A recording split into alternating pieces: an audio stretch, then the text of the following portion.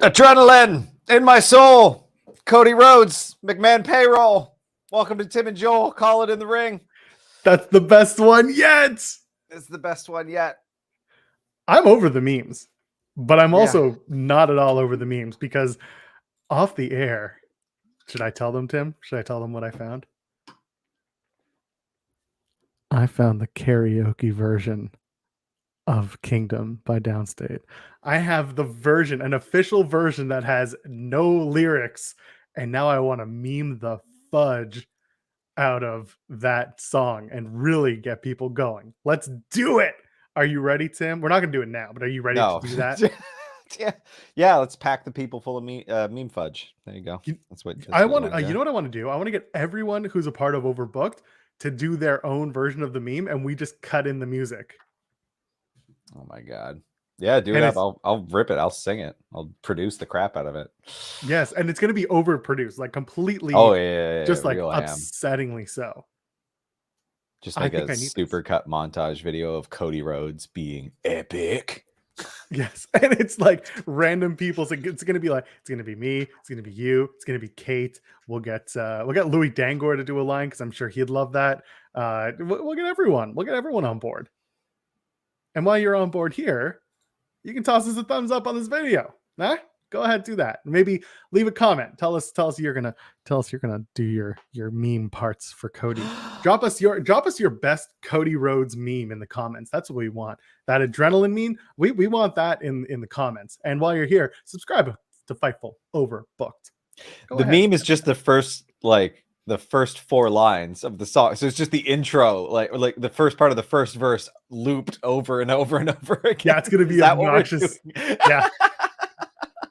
We're gonna really kill the bit, is what we're trying to do here. Just bury it. Bury it like Cody did with his golden shovel. We're gonna take it around back and we are going to shoot it in the mouth.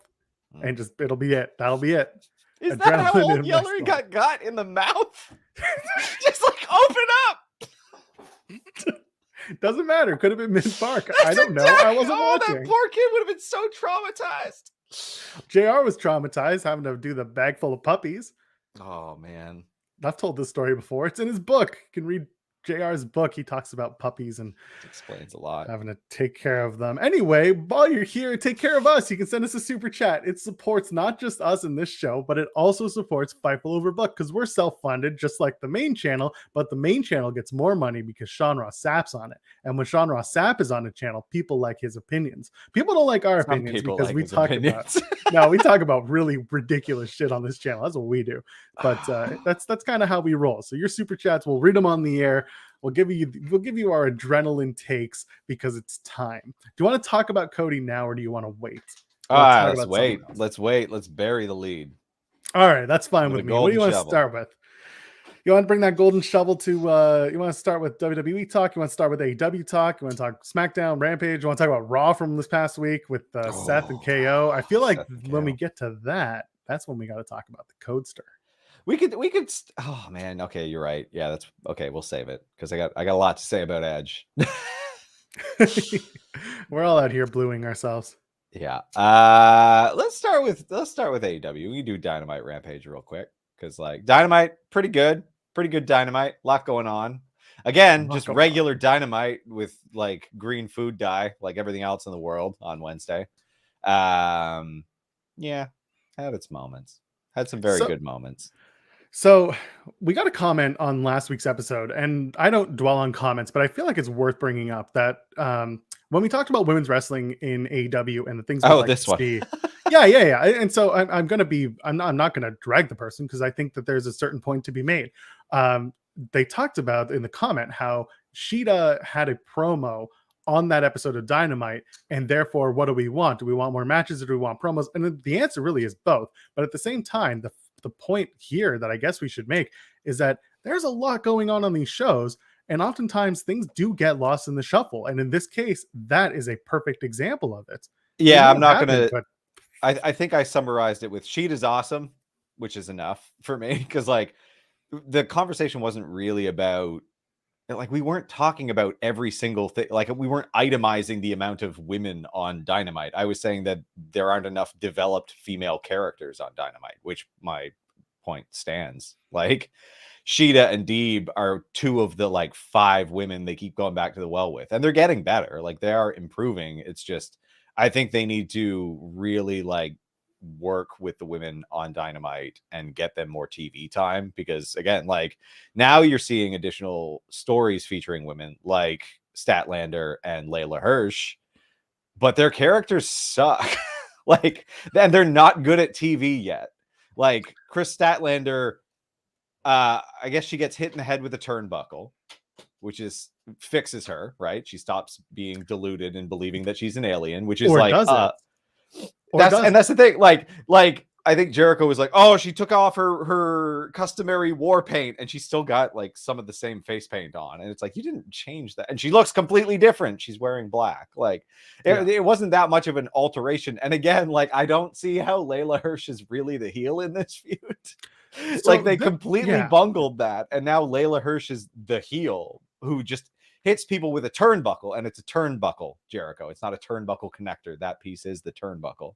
But it's just, like I don't know. That's not, for me, it's not enough. Like I want to see the other women, because they have now a very deep roster that I just don't know who these people are. Like I saw someone named Session Moth something, and I don't know who that is. So like I give them TV time to talk and become characters. Like Sheeta has a developed character. I like Sheeta's character a lot. There just aren't enough characters. So it's actually funny that you mentioned Session Moth Martina. Easy for me to say, and it is a name that I very clearly get lost in my own brain with. But yeah, I zeroed in on it because like Session is a new name for me as a name. Yeah. Like so she was on Dark for a couple of weeks and she's also been wrestling with Ring of Honor pre-pandemic and was part of their thing. And I actually like that you bring her up because she actually has a character. She actually had a gimmick coming into TV, like having that experience, and like it's a little bit of like party girl from the UK. A Session Moth is someone who's like someone who likes to drink, likes to party, and is very sociable, right? Like a social butterfly, but it's a moth. And anyway, that's kind of how it's explained to me. That. Yeah, that works. And so like, her gimmick was kind of like, I like to drink, but I'm also a good wrestler. I'm a good time type of thing. Not in like I'm a good time, but more like, you know, I'm a party girl. I like to have party fun animal, when I'm out. like the film Party Animal is what it sounds like.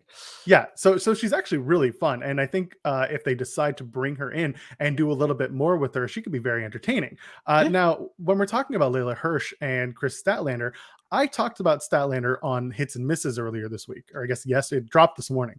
And I said with Statlander, I don't love what they've done because they had so much potential on Wednesday on Dynamite to do the wipe off the face paint, really and take like off kind the contact. of reset her into a, you know.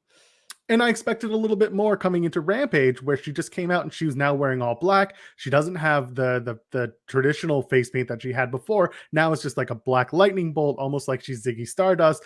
And now her hair is somewhat blue. Harry Potter, sure, whatever. I'm an old man, whatever. The point being here is that I want to know more about what we're doing with Statlander, and I'm willing to give it time because AEW sometimes does allow these things to breathe when it's the women's division specifically, because things just kind of, again, the shuffle is so great.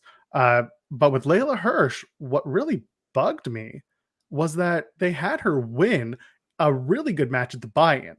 They made it look good. They made her look good. They gave her a little bit more, and then she loses on Wednesday to Thunder Rosa, just so that Rosa can go and do the cage match at St. Patrick's Day Slam. Yeah. But then they give Layla Hirsch a match against Red Velvet on Rampage, where it's like, why wouldn't she win and start rebuilding herself as a badass heel? And instead she loses the match to Red Velvet.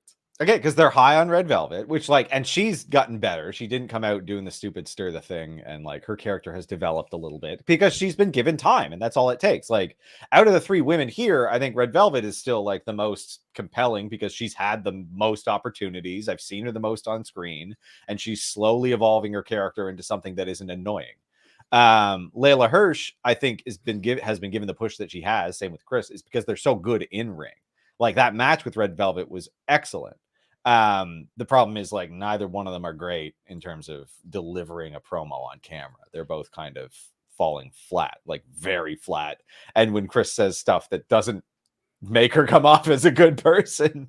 It really, like, it just undermined the whole feud, and they're still dealing with the fallout from that as far as I'm concerned. But again, the in-ring is tremendous, so I get why they're being featured, but like, I feel like AEW is kind of letting the narrative part of this slide a bit. Like, again, I keep mentioning they're really good at zeroing in on like one storyline at a time, and then the other stuff kind of feels a little bit ancillary. And you're seeing stuff. I think it was Janelle or someone, can't remember who it was, who mentioned like just the backstage is a lot looser.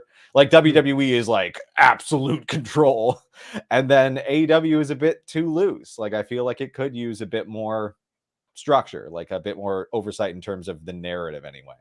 I think it's funny. There has got to be a middle ground somewhere, because you're I right. think There have been wrestlers on really from all parts of the professional wrestling scene talking about, WWE is very much straight, narrow, to the point. It's what you get. And then you've got AEW, which is a little bit looser, but everything still goes through Tony. But the characters still have a little bit of leeway because they get to pitch, versus going to a writer in WWE who pitches to Vince, and then Vince either shoots it down or changes it to a way where he likes it better, whatever it could be. There's something there's got to be a middle ground, because you're right. Joey Janela did an interview with Denise Salcedo, and I've mentioned this on other shows. He basically said, I'm not re-signing with WWE or with AEW.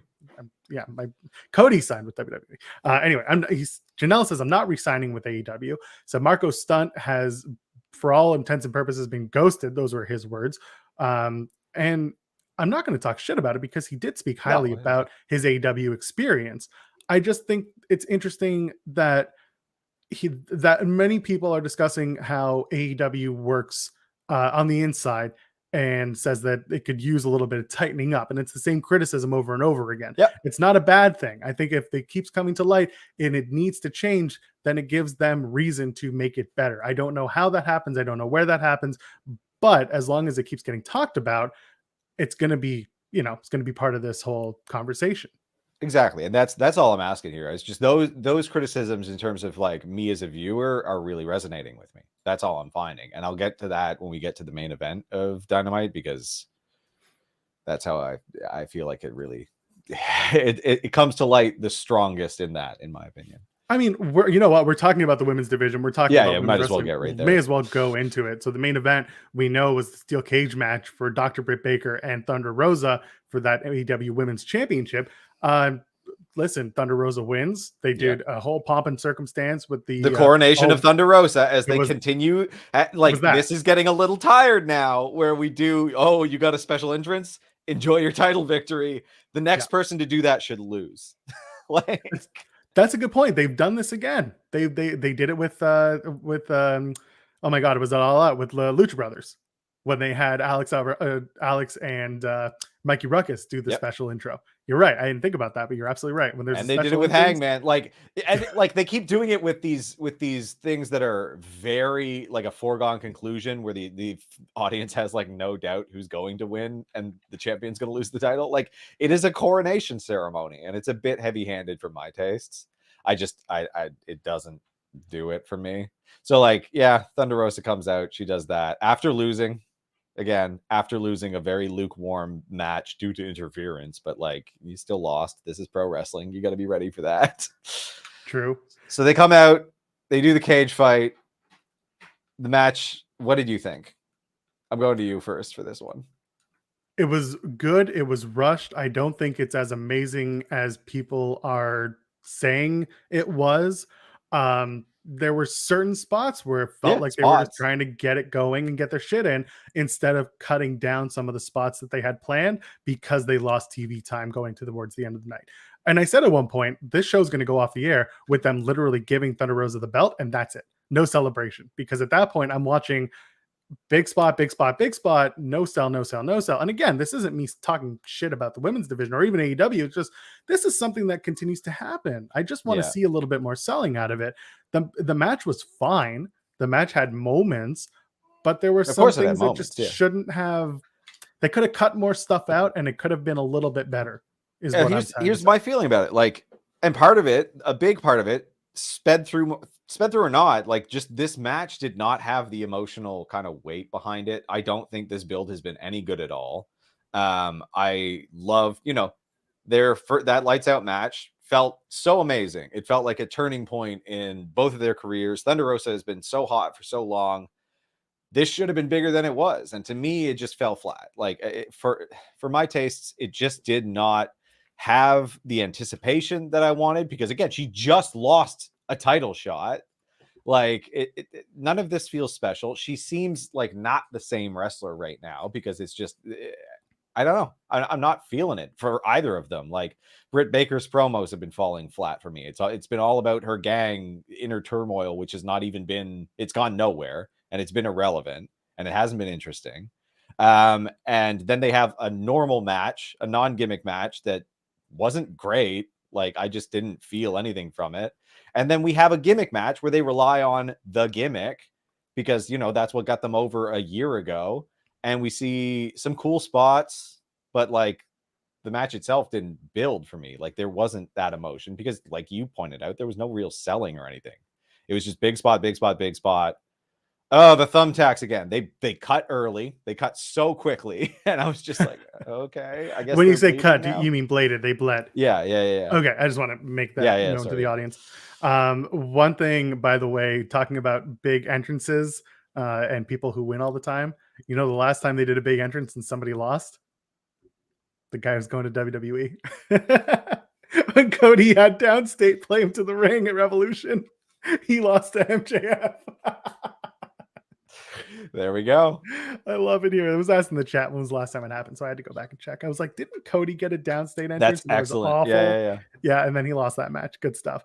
And again, I'm not going to take away from Thunder Rosa and her time, because I think she's going to be a very good women's champion. I also think it was time to rebalance the women's division, because now you had two heel champions, and it was time to find new challengers on both sides of the spectrum, instead of the same old baby faces basically losing matches and looking stupid. So at this point, Thunder Rosa Rosa came off a little bit dumb in this match, with the ref bump stuff. It looked so stupid because she shoves like they did the visual pin again. Yeah, I don't know. I was disappointed in this match. I was disappointed in this build. I'm glad the title is off of Britt and on Thunder Rosa. I think it's the right move. I just hope that Thunder Rosa can get back. Kind of what I saw was her former fire, because I have not seen it in her recent matches. Like I've not been super excited by anything she's done in the ring lately. So it's interesting that you bring that up, because for Thunder Rosa, she then turned around and vacated the Warrior Women's Championship that she had been holding out of Warrior Wrestling, which is a pretty good independent company. I tend to watch their shows, but I think it's smart for her to start maybe scaling back a little bit if she wants to be serious and do the things that you just mentioned, getting back into being that wrestler who can keep going. And maybe for your longevity, you want to take a few, maybe fewer dates so that you can work on the AEW side of things. Yeah, like because I can only imagine that'd be bloody draining. Like, and you just need time to put these things together for them to really be special. Like, even if it's just a Dynamite match, it should be given some time. Yeah, and I'm excited to see where Britt Baker goes, because now, as they're saying in the chat, like she can do non-title feuds and possibly take losses again. And there's something to be said about taking losses as a character. It affects you, as it should. Yeah. So and she can continue to have her little gang infighting, and that can spin off into something interesting, because like her versus Jamie Hayter sounds excellent to me. Like it just let's just do something different, because it's not working for me anymore. Give me a story going into All Out where Jamie Hayter and Dr. Britt Baker do a face turn for Britt. Yeah. Let Jamie Hayter beat the shit out of Britt until she turns face, and the crowd is cheering for her at All Out to beat Jamie Hayter. Make that a redemption story and give Britt the opportunity to go face for a change. And then she can challenge Jade Cargill for the TBS title if she's still holding it. And there's a good story to tell there. Yeah, I think so. And then you unify both the titles. No, I'm just kidding. Because there is no under title. So yeah, I wouldn't do it at Double or Nothing. I would honestly, I want to wait until the fall. I want to tell a longer story with Britt Baker. I know Double or Nothing is next, but I want to see something. I want to see a little bit more storytelling, or at least something kind of stretch out a little bit more. Get Britt doing other things that start pissing off her entourage. Yeah, her losing. Maybe she loses a bunch of matches, and the entourage are like, "Well, this woman is worthless." Yeah, and just, I don't know, and still be like a real diva about it after the fact. So like there you go. Very unearned. Yeah, So let's talk about, speaking of unearned, let's talk about the TNT Championship match. They put the title around Dan Lambert. That was funny as hell. They took my idea and they gave it to Dan freaking Lambert. It's great. As a guy who hated the two belt thing, this is funny to me. It is actually. And so I thought that was good. Champion. Yeah. He called himself a co-champion. Yes. Like, okay. And meanwhile, Paige Van Zant has her hands here, and it's just like, I don't know what to do with my hands. Like, she was so awkward. I don't know what she was doing. It was very, very strange. Yeah, exactly. But I don't know. I enjoyed the championship match. I enjoyed them doing Wardlow versus Scorpio Sky. Again, we talked about it on the show. We expected MJF to get involved and everyone else. I do like the payoff gimmick that they had MJF do to get all of America Top Team out of the ring and also beating them down. It was good. The storytelling was good. And on top of that, I like the idea that Wardlow beat up everybody in the locker room. Wardlow has no friends. He has no friends. Yeah, which the commentary did a great job getting that across. So now the onus is on Wardlow to not only find friends, but first potentially make amends. Yeah. So I thought this was good. Like, good enough. I feel for Scorpio getting crushed in his first defense. Yeah. But the match itself, really, really good stuff. There are a lot of really good fun spots in there. But really, the story became MJF and taking out Wardlow. I don't mind that, because if they allow Scorpio Sky to have banger matches moving forward for that TNT title, then this match was just like, if this was one to transition Wardlow away, you got your shot, you lost, now move on, and then into something else. That's fine by me. So. I don't want to talk about Jericho just yet, because I have a lot to say about it. Wheeler Yuta having his breakout moments in AEW. We talked about this. Getting big mad. Yeah, this isn't really how we expected it to go, but we did talk about this. No, but we also discussed, and again, when we talk about Daniel Garcia, it's a similar conversation where we've been watching these guys wrestle for so long, and we've been waiting for some sort of character that wasn't just I wrestle guy.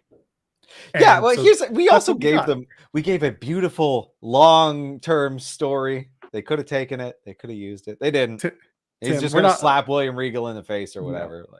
Our stories are not long for wrestling. They're long for the silver screen or really cheap Hallmark television. By the way, Hallmark, we'll make a movie for you if you give all I'm saying, we wrote a good story, and they just did no, Wheeler Yuta wants in a different gang now. He's going to switch gangs. How does one switch gangs? Well, apparently you just turn your back and walk into the ring. That's a good way to die. That is a good way to die. You get caught in the middle. Wheeler, Yuta, and Chuck Taylor teamed up to take on American Dragonson, Bryanson Danielson, and Jon Moxley with William Regal at the announce desk, which I thought was perfect. Putting Regal at the announce desk to do his silly and also serious shit at the same time, calling Excalibur the man behind the mask and saying, "Who is that demon waif?" when referring to Danhausen. Good stuff. I like that stuff.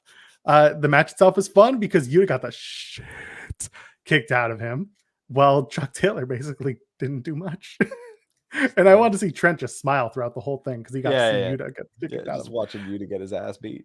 Yeah. I mean, again, we know what the team is for Danielson and Mox. We know what that team's supposed to look like. And now the conversation shifts to Yuta and best friends. And what do we do? Because Yuta leaves the ring. He confronts Regal and Danielson and Mox and says, "I want in." And they say, "No, not yet." So what do we do now? Yeah, so if they do stretch this out, I think it'd be great because you could, again, feature best friends and tell a story of not, why does Yuta want out? Give us that explanation. Have them have a few matches back and forth. And, meanwhile, every single week on top of that, Yuta is just getting his ass beat every single week by the violent twosome or whatever. Violent twosome. Spenny had a good he saw someone had a good descriptor of them, and it was like William Regal and his violent idiot sons or something, which is hilarious to me. That's good. That sounds about right. Yeah. I think with Yuta, I think it's almost inevitable that he joins that group. Yeah, but when? And also, does it this again? We talked about Yuta and best friends and how that plays out with Trent, and obviously we're not there yet, because the whole conversation you and I had was Trent and Yuta have a match, and Yuta beats Trent, and then Trent goes to shake Yuta's hand, and Yuta just says, "Forget you, I'm out of here," and he joins. I shouldn't have had to do this, right? Like this shouldn't be what I have to do to gain your respect, and that, do something like that. But so we'll although now he's going to go to a gang where that is exactly what you have to do to gain their respect. So like I don't know. They're gonna do like one-on-one Danielson and Yuta, and he's just gonna beat the shit out of Yuta. Yeah, and then Yuta's gonna be like, "I didn't expect that," and they'll be like, "Good, you're in." Oh my god. Okay. Yeah, that's. What do you think of the opener? What did you think of the opening match, the trios match with Paige and Jurassic Express and Red Dragon and Adam Cole? That was good. Surprise ending, in my opinion. Yeah, that's true. Didn't expect it to go that way. Cole pinned Jungle Boy again, which honestly kind of I won't know. It's not that I expected it, but I like the idea that Adam Cole continues to get the best of Jungle Boy. Yeah. And hopefully down the line, Jungle Boy pins Adam Cole. And it's a big moment, because we got to remember that he could never pin Adam Cole. It's not like next week type of thing, but like somewhere down the line. Down once Jungle Boy's in the main event picture. So. Jungle Man. Yeah. we're still in Jungle Young Adult. I thought it was good. Red Dragon's great. Shame they had to walk out to Adam Cole's entrance music. Oh, right. No butt dad rock for you. Yeah, I wanted my butt dad rock. That's fine. They wanted to give Bobby Fish this match early so that he can go get the Denny's Grand Slam before bed. I understand it. That's fair. Yeah, it was decent. Jurassic Express doesn't do much for me. Okay, before we get to Jericho, this is the last thing I want to talk about. That Acclaimed, there's a mute button, right? The Acclaimed. I wanted to cough. Yeah, there's a mute button for that. Jesus. The Acclaimed do their segment backstage where Max Caster's like, "Hey, it's going to be me and Keith Lee." And then you've got Hobbs and Stark walk in, and you've got Swerve walk in. And I like at the end where, the whole idea, Caster's like, "I'm an OG.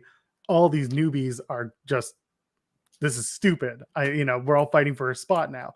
And then afterwards, Swerve walks off, and someone's like, "Ain't he a rapper? Ain't he a rapper?" And Caster's like, "Oh, son of a bitch." Yeah. It was very good. I like that whole segment. Like the little bits of story, like the 2 week stories they're telling are very good. Like they're setting up Rampage very well, in my opinion. Like it makes me want to watch that show. So yeah. So we'll talk about Rampage in a second, but I do like the setup for that, and some of these little setups are helpful to get people interested in watching Rampage, or at least following along, because it plays in. It's a third hour of Dynamite almost. Pretty much. All right, I can't believe I'm about to do this. Everyone, get your clips ready. Get your super chats ready. Chris Jericho did something I enjoyed. He's so good. Came out with his new team. So good. He's got Hager. He's got Daniel Garcia. He's got 2.0. They're not called that anymore. Yeah. I know. We're going to rename 2.0. The Jericho Appreciation Society commencement. First of all, they're dressed like dorks, and I love it. It's the dumbest thing in the world. Go ahead. Just tell me what you thought, because I enjoyed myself. I just need your take first. I loved it so much. Jericho back in form. He needs to be a heel. He's no good at being because him as a person is an insufferable douchebag. So like, just live your truth, baby. It's much more entertaining than you being a douchebag and expecting me to like you, because you're kind of a douchebag. But if you lean into your true nature, sir, it's a thing of beauty. This is great. 2.0 is the perfect pair of fellows to put with Jericho, and especially to be like, and that's why Chris Jericho is a better man than me. Like, they are so good. They're little tiny bulldog Jerichos, and Jericho's like, a mastiff. It's hilarious. I love it. And this will give Daniel Garcia some personality, which is sorely needed on TV, because he's a damn good wrestler.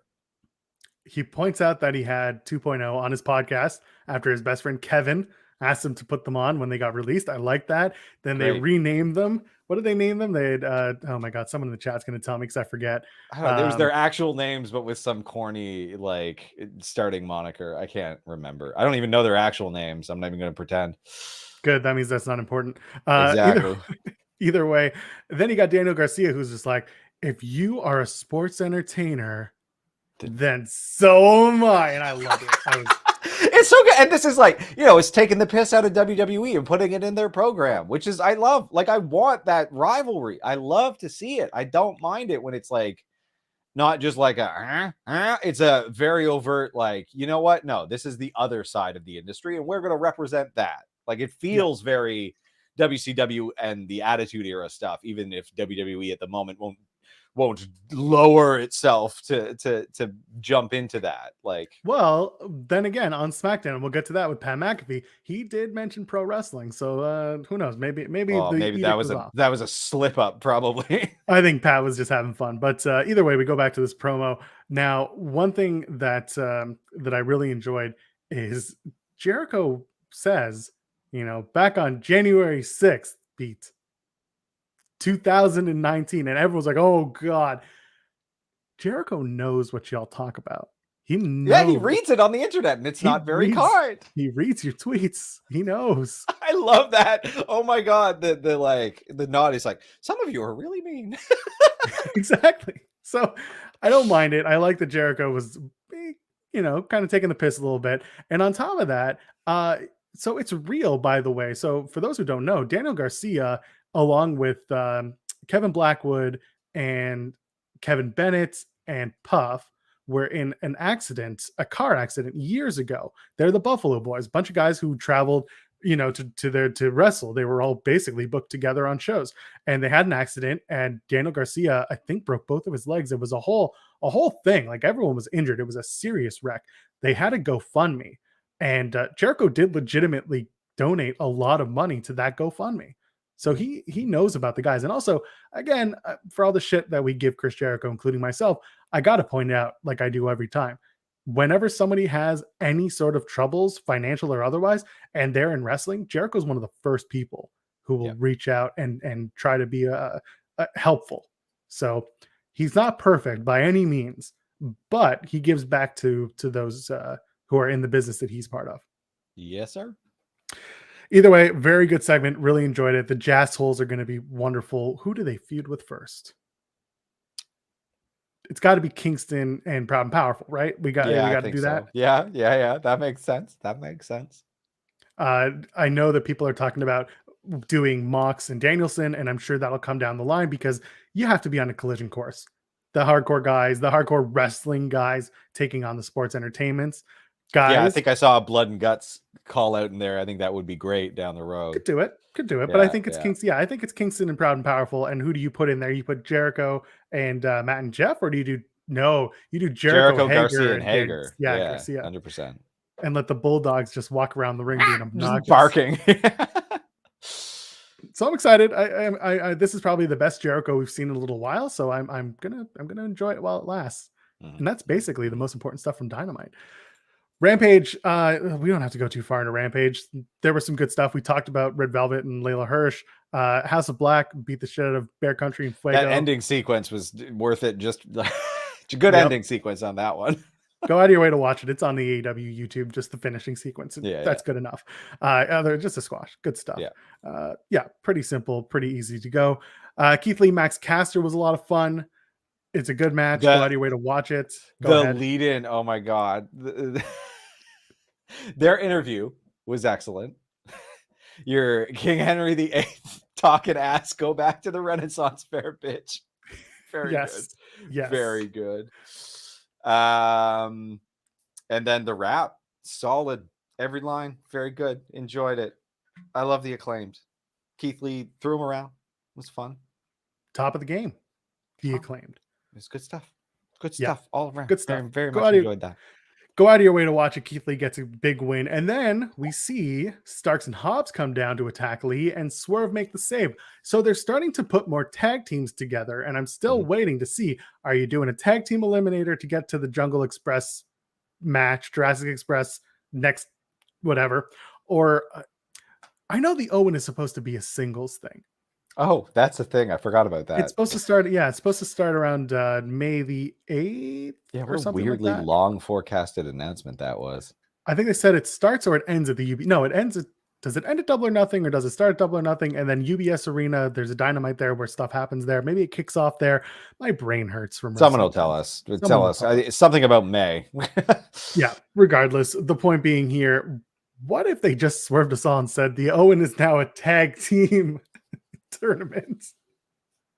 No, I don't think so. But I don't know. Maybe the whole idea here is that Lee and Swerve maybe have a bit of a friendship that works together but not works together. They're not a tag team officially, but they're just two guys who have each other's backs. Exactly. I think that's good for now. Until they bring in the other guys from Swerve Stable in WWE from Hit Row. Could you imagine all those people in the crowds at Dynamite? Hit Row. No, sorry, it's the wrong show. I don't think that would happen there. I do think it would. I really do. Just give us Florida, hopefully. We'll eventually get trios titles. I don't know when, but who knows? Who do you partner Swerve and Lee up with in a trios? Fuego? I don't know who you could team them up with. No one right now. Let's just not worry about that. We'll get there eventually. Now I'm thinking about it because you got House of Black, you got everyone. What do you do? Come on. Swerve and Lee together in a tag team. Who do you put with them? QT Marshall? No. Hook? No, because you got Team Taz. To which I don't mind that's continuing. I think that's fine. He's going to give. Yeah, I think it's hilarious. That'll be cute. Something for Hook to do in the meantime. Yeah, Private Party could work maybe, but they're baddies right now. There's some bad boys. Yeah, you got to turn Swerve and put them. Whatever. Let's move. You want to talk about SmackDown, or you want to talk about Raw and the Cody Rhodes? SmackDown. Okay. Wow, you really teasing these guys. Yeah, I'm gonna dangle it. All right, we don't have a lot to talk about because the beginning and the end, and some of the middle of SmackDown was really good. That opening segment was bloody terrific. You mean pissed off yokel Brock Lesnar? Pissed off yokel bipolar Brock Lesnar, as he put it, which I didn't realize that was the bipolar beast incarnate. I was like, okay. No, man, whenever people wreck shit with cars, it's fun. It was great. It was very funny for them to, it was like, get in the car, go to commercial, smash the windows. Nobody in that car, very obviously. Come back, they're in the car. Oh yeah, you're right. Smash the windows, but there was very clear edit point. Of course. Yeah. Gotta be safe. Yeah, like take the telehandler and just shove it right through the window so that you can see that there's no one in the car. They could have cut away sooner. And then we come back and they're in the car and they're like, oh, and then he tips the car over and they're not in it, I guess. I guess they got out. How did they escape? That was always my bad at it. Then they run over to the old what was it, Bronco? Like the Ford truck or whatever. It was a truck. I don't know if it was. Yeah. And then he rips the door off, and they're making a big deal about him carrying around a car door as if it's the heaviest thing in the world. When they're like, they're not that heavy. It was a good callback. It was a good callback to when they had the. I mentioned this on Hits and Misses, to the Seth and Brock showdown when Brock took the car from J&J Security, tore it up, threw the door into the crowd. He didn't do it this time, thankfully, and almost killed someone last time. But no, this time. He has the car door, goes to the ring, he beats up on it for a few minutes, and then says, Roman, I'm pissed off now. I'm coming for blood. And you know what? It's effective. His face in the telehandler was hilarious. Like he was just in his element, like so excited. So I was like, that was fun. It was fun to see. Yeah. Scary yokel. Very, very terrifying character. Scary yokel. I mean, that's what he is. He's just some dumb hick right now. Like, he's very, very excited.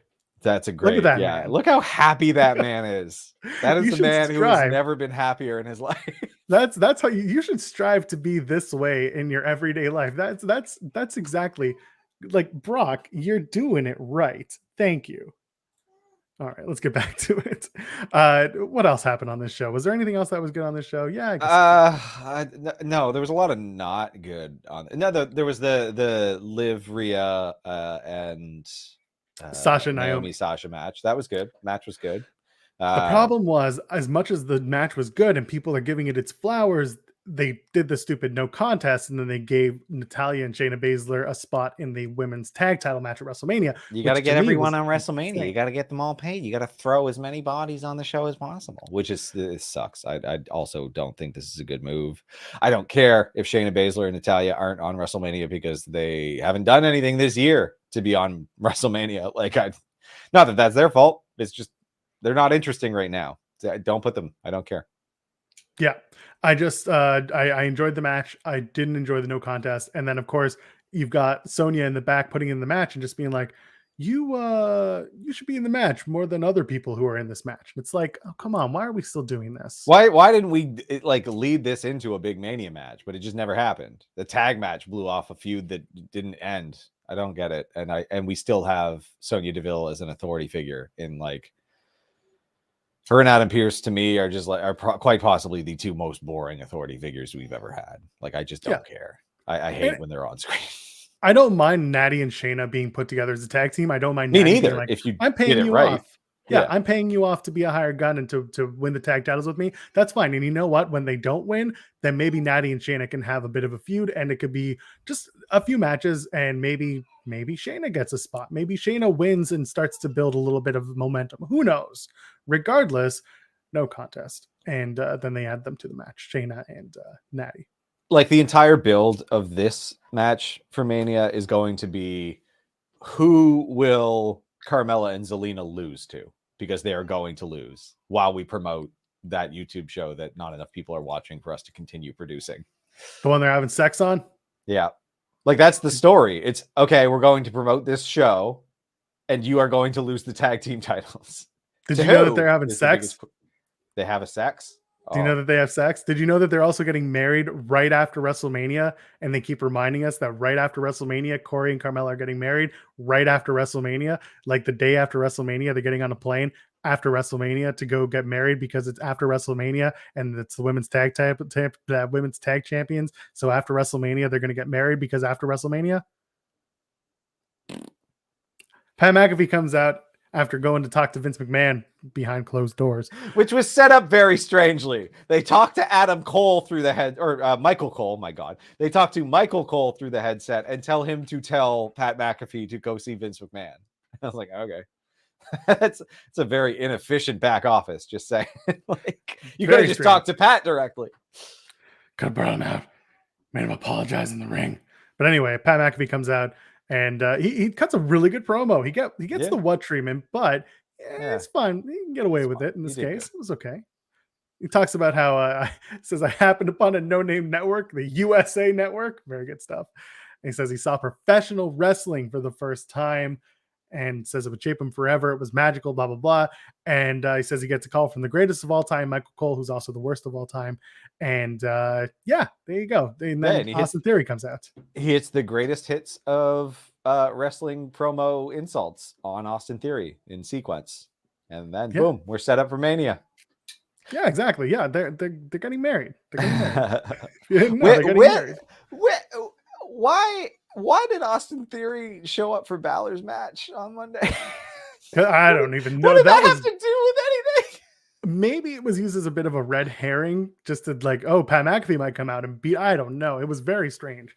I think it's just to put him after WrestleMania, kind of put a little something there. I guess a rematch that I don't care about. Love it. I mean, Austin Theory is going to be in that fatal 5-way for the WWE Championship at WrestleMania Backlash. If Cody wins, so what does it matter? Stop. Well, we'll see where that goes. Austin Theory comes out, and of course, he's like, "You got to apologize." And Pat McAfee does the whole like, "Oh, I'm sorry, you're a punk bitch," and it was good stuff. I enjoyed it. I enjoyed it as well. So I'm looking forward to that match. It's going to be fun. Pat McAfee can wrestle a match. Austin Theory can wrestle a match. Put together something fun. I will enjoy it. Yep. They're going to do anything goes for Sami Zayn and Johnny Knoxville. Are you excited? Because I'm excited. Someone's going to die. Someone's going to fall off of a giant thing and possibly die. Like, this is the moment. I expect a lot of pranks. A lot of contraptions, maybe like this match sponsored by Acme is what I kind of foresee for it, because Acme, not Acne. Acme, yeah, I said Acme. I thought I heard Acme. anything goes is a concerning terminology because like, and it could just be like, because WWE likes calling like a hardcore match anything but, right? Like a street fight or like, it's all the same crap. I'm just concerned it won't end in a pinfall at all. Like, I don't know what's going to happen, but I'm excited. But I was also excited for Knoxville in the Rumble, and so the Jackass guys are going to get involved in this one, and they're all going to get beat up. Now, you know what you do? You put a big guy with Sami Zayn, like have someone debut, some big person show up or return and just beat the shit out of the Jackass guys and help Sammy win. Give Sammy. Do you want to give Sammy a heater? Is this when Veer comes? Veer comes to the aid of Sami Zayn. Wait, but Sammy's on SmackDown. They've been promoting him on Raw. Damn it. That's fine. The biggest swerve you could give is Veer coming to SmackDown instead of Raw. He went to the wrong show. He went to the wrong. He's been to IKEA. He's been to the gym. He's been everywhere but his actual show. He's been on Main Event. By the way, Hits and Misses. Veer came to Hits and Misses before he came to Raw. So check out this week's Hits and Misses. Yep. So I mean, whatever. That'd be funny if he ends up going on SmackDown and they're just like, oh, it's been a long time. Close enough. Like. Yep. Well, I thought we were done with the Boogs and Nakamura. I know they ruined their perfect finish. They had one more. They played them out of order. We had such an opportunity, Tim. Such an opportunity. We didn't take him. We took him surfing, and we didn't show Nakamura surf. Hilarious. We gave him a giant hoagie. They didn't eat the hoagie. Oh, I want a giant hoagie now. Nice. So do I. I'm hungry as hell. After this show, I'm gonna eat a giant hoagie. And my wife's going to be like, why are you eating this without me? And I'm going to be like, because I'm hungry. Anyway, go ahead. Do you want a hoagie? I was going to talk about, I had a cheesesteak for the first time. Oh, we'll talk about that. Instead of Cody, we're going to talk about that. Adrenaline in my soul, Philly cheesesteaks for Tim. In my mouth hole. Anyway, so they this was the final Boogs and Nakamura segment for the Ford gimmick that they did. It's fun. A Toyota. It's a Toyota. Good ad. That very effective. I ain't a car guy. What do I know? Either way, I just cool. All right. At least we. They're facing the Usos. Yeah, they got the totally Usos. Forgot about, yeah, this what they heated him up with Los Lotharios. They're gonna win, by the way. Resident jobbers. They are probably going to win. We're gonna win. Yeah. I liked that they're like, oh, with his Gibson guitar, and it's like the Gibson sub brand recently acquired. It's a Kramer, which is garbage. It is. Good stuff. Either way, we're gonna see that match at WrestleMania. Boogs comes out, does the entrance that he always does. There you go. Nothing yeah, changes. Shinsuke Nakamura, yeah. Nakamura, yeah. Let's do the final. Let's do Charlotte. Charlotte comes out. And we had a match. We had a match with Ridge Holland, who they promoted with the mask still. I also noticed on St. Patrick's Day, they posted something about, they posted the three of them for St. Patty's Day. Yeah. I thought they posted all the Irish WWE superstars. They posted. I saw that one. Yeah. They posted one with Sheamus and his two, who like, I don't know, little Butch and Ridge Holland. And they posted them. And I was like, wait, Sheamus is the only Irish one there. I guess it doesn't matter if it's McMahon. Everybody's Irish in WWE. Yeah. There we go. By the way, Nakamura was never cool. Get over yourselves. Ridge Holland versus I don't see what the I like him. I love Boogs. I wish he hadn't cut his hair. I think he was better with the hair. That's true. Love Rick Boogs. Love Nakamura. Fine with this. They can be tag team champions. They're getting that ad by. I don't know. Yeah, exactly. Clearly, there's something there. The kids love him. The kids friggin' love him. Holland wins the match. I don't have much to say. Butch is making the best out of this, and you know what? Let him, because this is the gimmick he's got. So he's gonna try. He's just the little guy who keeps getting picked away from his buddies, his big bad buddies. What did you think about them? Like, one, it was kind of nice, the Big E thing they did, but like, it's just noteworthy to me because like he didn't paralyze himself. And they decided to zero in on it and make it this nice, hopeful story because he didn't paralyze himself, but he absolutely could have gotten paralyzed. Like, I don't know why they ran that video package. It was weird to me because, like, again, like they seemingly don't want to acknowledge that this is just dangerous. They refuse to acknowledge it. Like, it's marketed towards children. The man could have been paralyzed, and because he wasn't, they put it into the program. They made it part of the story, and I was like, I don't know. I think they played it because they did mention on the show last week, Michael Cole said we need medical attention for Big E. And then they didn't talk about it at all after that. Closed the loop, I think. So it kind of closes the loop. And again, this isn't like, I don't know this for sure. And I know we give WWE shit about them not having a continuity, but this could have been one time where they're like, he's clearly, this is clearly something that people cared about. Maybe we should update them, blah, blah, blah. And so they did it. I didn't need them to show the video. That felt unnecessary as hell. They had lots of good content from Big E, providing it to them for free. Yeah, so a lot of that, I was just like, we have to show him landing on his head and everything that happened. It's a little bit too much, but Big E's okay. Like, they could have gotten by with the stretcher and the thumbs up. Like, that could have been enough to show that. Like, yeah, they could have, and they could have done the still spot, whatever. It just felt weird. I don't know why they had to replay the clip, but they did. Holland beats Kofi. What are we firing up Sheamus's group for? Like, who are they going to face? What are we doing? Drew McIntyre and the Viking Raiders. No, it's McIntyre versus Corbin. Why are we heating them up? Why are we heating up Sheamus? Because we're still going to do something at WrestleMania. It'll be the returning Xavier Woods next week to team up with Kofi Kingston. Is he that close? Okay. Originally, it was supposed to be the New Day. Oh yeah, Xavier had a match on a house show a couple weeks ago. Okay. Last weekend. Never mind. We're good.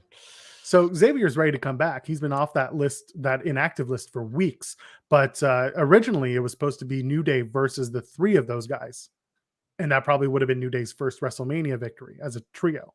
Instead, it's probably going to be Xavier and Kofi versus Sheamus and Rage. I still think they should give it to Butch. But I think it should be Sheamus and Butch and put Rage aside. Yeah, but same. But clearly, they're giving Holland more matches, so they're not upset with him. He made a mistake. He injured someone. That's fine. They should be. I don't think he should be punished for anything. I think it is what it is. It is a dangerous thing to be doing. So it's not ballet, sassafras. Okay. Charlotte comes out. She's the opportunity again. She's gonna take out Mount Rousey or something. Okay. I don't hate the build, but I hate this build. This didn't do a lot for me. They did a beatdown segment this week. I'm going to be here while you're having the babies. I'm going to hate that. And then it's the will she submit crap. And it's like, I don't care. It's their fake holds. I don't care. Stop. Like the will she, won't she submit? Like all of the submission stuff in WWE is so boring to me. Like I don't care. They promoted this as like Charlotte's WrestleMania challenge to Ronda Rousey. So I'm like, okay, what are they going to do? And people were like, oh, submission match. And I said, no, are they going to do like title versus career and completely give away the finish that Ronda's winning this match? What are we doing? Like, first of all, I don't need the babies discourse. I said this from the very beginning, said this should not be a feud based on who's having children. That's obnoxious. But on top of that, I just don't know why we're doing this match other than Charlotte wants to beat Ronda Rousey. Why? Yeah, and Ronda Rousey just wants to fight, I guess, and now she's gonna win the WrestleMania. And okay, cool, we'll get another few months of very bland promos until she goes away again. Shout out to Caleb Braxton, who for some reason was just backstage, happens to pop into camera view and say, "Don't you know this is a trap?" And Rousey's like, "Shut the fuck up," and she goes out to confront. I need to go out there and adjust my pants for the people. Right, these people need to see my pants. Anyway, again, we say this a billion times. The match will be fine. The build has not been good. I don't even know if the match will be fine at this point. Ronda Rousey looks good when they're actually like kind of tussling. Like that's the only part I find interesting when she's trying to do any wrestle moves or striking. I don't like them. It's just when they're kind of rolling around grabbing. Yeah, exactly. One thing that came out this past week for the Reddit folk, apparently on the internal documents right now, ending day one of WrestleMania is slated to be the KO show with Stone Cold. What? Not Ronda versus Charlotte. Not a match. Now that can change because those things are always in pencil. They get changed at the show themselves. Yeah. But as of this moment, according to that report, and he's a pretty good insider. This is one poster who's fairly anonymous. Another Mets fan, another Dolphins, another one of those. Either way, he said that KO show is slated to finish night one. We'll see if that happens. I doubt that it will. I think it'll get changed again, and they'll do Rousey and Charlotte. But that match needs some sort of heat to put them back in the number 1 slot. Tell you what doesn't get me hot. Seth Rollins doesn't have an opponent, but soon he will. You can also send in your super chats and support us here at Fightful Overbooked because we're going to talk about it. Let's go. You got your adrenaline ready? What is happening? Why is this so drawn out? We are 2 weeks away now. We're 2 weeks away. Why is it? Why does Seth Rollins not have an opponent yet? Because on Friday nights, the news broke from several outlets, including PW Insider, Fightful Select chimed in, Wrestle Observer, they all sought into it. Cody Rhodes officially signs with WWE. Okay. So woo! Apparently this happened like almost 2 weeks ago, which is again like what is happening here? This is perfect. No, I love the idea that there was a whole will they, won't they. There was a lot of misdirection for media. I think Cody and his people, I think everyone played this perfectly. Okay. I do. I like the idea that for weeks he's been on everyone's tongue. I hate the idea that people are going to be like, great, he's here. That's nice. Just start the show. You know? Have we talked it to death? I don't. Maybe. What is Seth Rollins gonna do? Okay, so we built up Seth Rollins. We had this whole weird segment that closed out the show on Monday that has like, well, you should give me the KO show, even though that doesn't make any sense. I guess we've got 2 episodes of Raw. If Cody, or at least Cody's name shows up tomorrow, then we're probably okay. We can build this one in 2 weeks. Why would Cody Rhodes and Seth Rollins be fighting? Is there a reason that I'm not privy to? So that was kind of dumb. The one thing I can think of is this unhinged Seth Rollins is so desperate for a match, or he's so desperate for a spot at WrestleMania that he would go after his own best friend and try to chase his own best friend's clout and try to take the one thing. Yeah, they're friends. They're not best friends, but his friend's clout. And as a result... Oh, got it. Sorry, KO.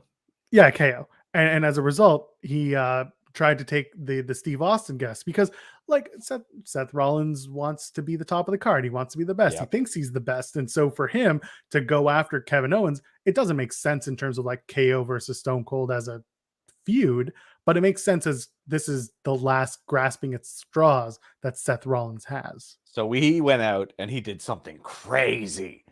He went to a different company and he got their executive for his own talk show, and then it turns into a match or some shit. Yeah. Is that where you go with this? Or is this like who do we get? What Cody do we get? This is the Schrodinger's Rhodes right here. Like what's in the box?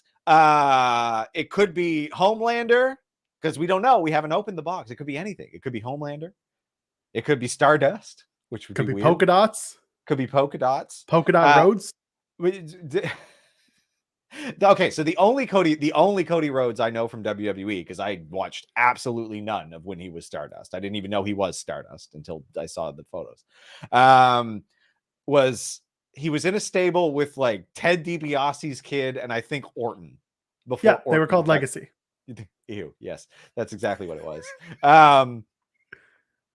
And then he was the dashing Cody Rhodes, so he was like a pretty boy, which is like a recurring character in WWE. Did not wear for jobbers. Did not wear knee pads either. It was a very weird look. No knee pads, no elbow pads. It just looked like he was wrestling in his underpants. Like he was naked.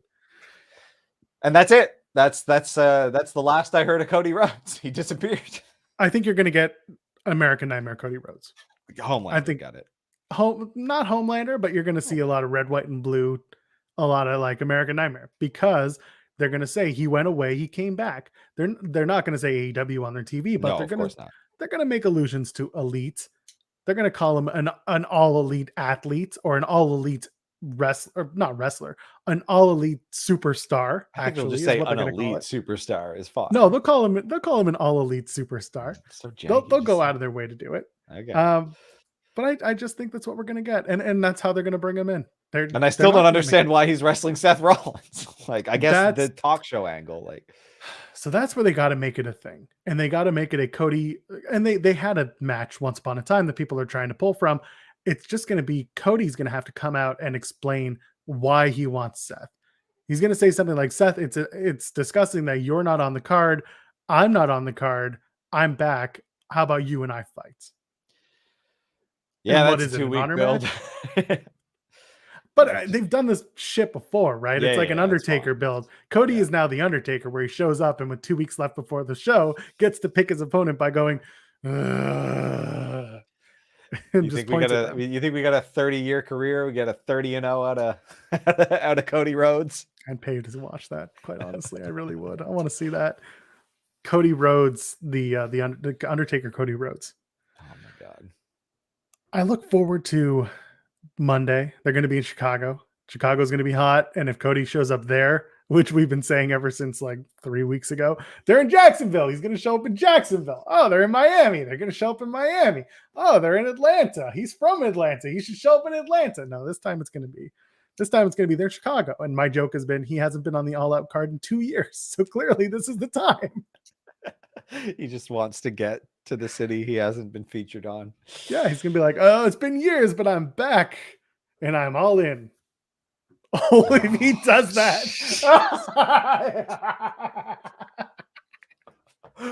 Oh, man.